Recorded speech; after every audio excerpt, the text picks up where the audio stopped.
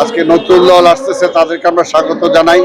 তারা জনগণের উপর ভর করেই তারা এগুবে, তারা সরকারের উপর ভর করে এগুবে না, আমরা এটাই আশা করি। আজকে এবং আগামী নির্বাচনকে কেন্দ্র করে বর্তমান নিরপেক্ষ সরকারের উপরে যাতে নিরপেক্ষতা নিয়ে কোনো প্রশ্ন না আসে, আমরা সেটাই কামনা করব। আমরা চাই তাদের শুভ কামনা, তারা সামনের দিকে এগিয়ে যাক, জনগণের কাছে যাক, জনগণের ম্যান্ডেট নিয়ে জনগণ যাকে ক্ষমতায় দিবে সেই রাষ্ট্র পরিচালনা করবে, এই আশাটা নিয়ে এবং এই ভরসাটা নেই যাতে আমরা সবাই মাঠে। সরকারকেও বুঝতে হবে, সেই রাজনৈতিক দলকেও বুঝতে হবে। আমরা চাই না কোনোভাবেই যে ডক্টর ইউনূস সাহেবের সরকার নিরপেক্ষতার প্রশ্নে কোনো দাগ আসুক, এটা আমরা চাই না।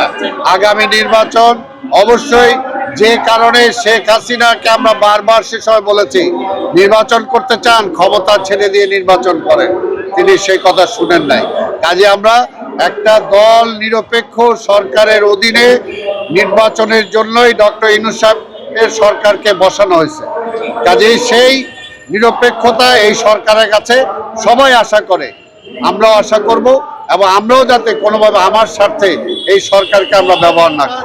এই দেশের মানুষের সাথে বিএনপি সম্পর্কিত আছে, বিএনপির উপরে এরকম অনেক কিছু করেছিল যে বিএনপিকে শেষ করা হবে কিন্তু বিএনপির জনগণের সাথে থেকে প্রমাণ করেছে এত কিছুর পরেও বেগম খালেদা যে দেশ ছেড়ে পালায় নাই, এত কিছুর পরেও তারেক রহমান এই সরকারের কাছে সারেন্ডার করে নাই, প্রতিনিয়ত সেখানে বসে থেকেও সে সংগ্রাম করে গিয়েছে।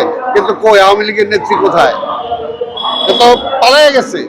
কাজে সে আবার ভেকুয়াম কিসে? জনগণের মধ্যে কোনো পরামর্শ একটাই, যেটা আমরা বলবো যে আমরা আন্দোলন করেছি একসাথে, আমরা ফ্যাসিবাদকে বিতাড়িত করার জন্য একসাথে আন্দোলনে ছিলাম। ওই একটাই কথা, আমরা এখন আবার ফ্যাসিবাদ যাতে ফিরে না আসতে পারে সেটার জন্য, গণতন্ত্রটাকে ফিরে আনার জন্য, নির্বাচনের জন্য আমরা সবাই যাতে আমাদের সেই অবস্থাটা বজায় রাখতে পারি এবং এই সরকারকে নিরপেক্ষ রেখে যাতে আমরা সেই নির্বাচনে যেতে পারি।